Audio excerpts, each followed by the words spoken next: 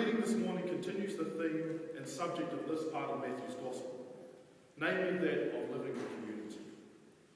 Our Gospel reading last week gave us ways in which we can resolve conflict within the community and within the church. And this week we continue that theme with a teaching of forgiveness. Peter asked Jesus, "If someone sins against me, how many times should I forgive them?"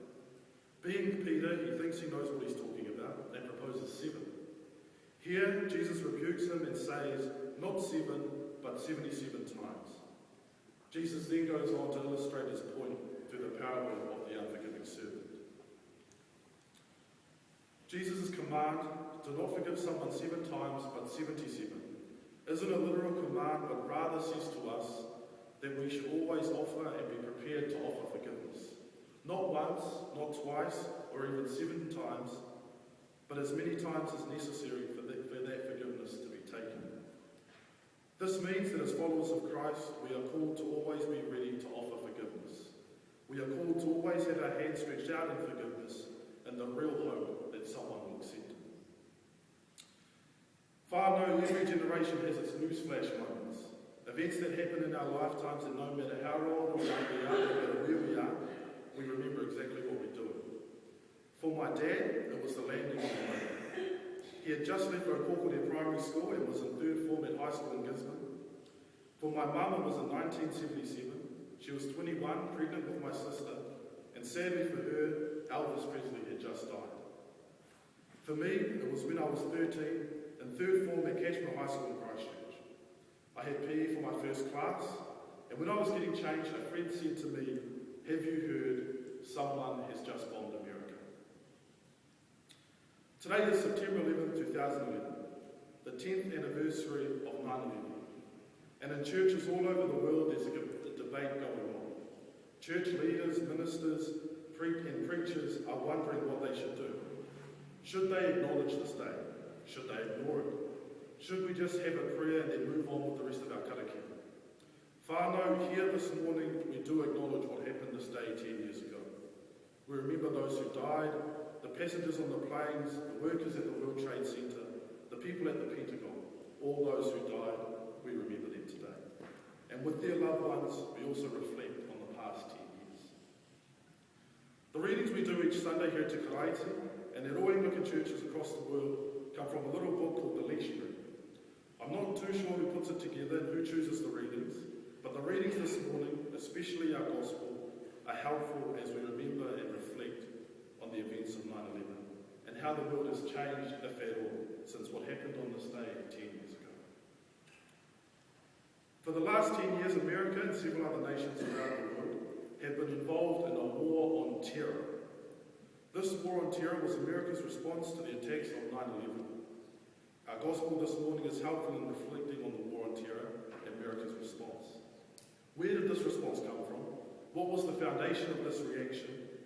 And in light of our reading, it seems that America may have been a touch brash in their response to 9/11. Our reading this morning calls us all to forgiveness. The hard part here is, if America didn't respond in the way it did, then would we be better or worse off here and now, 10 years on? To be honest, I don't know.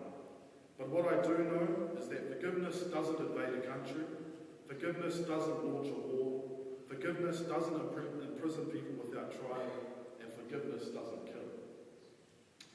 What we need to remember about 9/11 is that it didn't happen in isolation. America wasn't the only place in the world to change forever that day, nor were they the only people who would feel the pains of terrorism and war. The war on terror ensured that scores of other innocent people would also experience the horrors of war.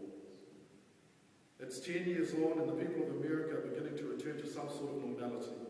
The rebuilding and creation of a memorial at Ground Zero is going well, with the latter being all but completed. People are starting to move around New York with more ease, and most people aren't nearly as nervous about flying now as they were 5 years ago. But what about the Middle East and Afghanistan? What about those innocent people who live in the countries where this war on terror is playing out? It is important that here and now, 10 years on, we remember them, those who continue to suffer. They are suffering just as much as those who we remember who died on this day, on the 11th of September preaching on a day like today isn't that I'm scared I might say the wrong thing. It isn't that I'm worried I may offend some people. It isn't even the fact that Matua is sitting at the back giving my sermon a score out of 10.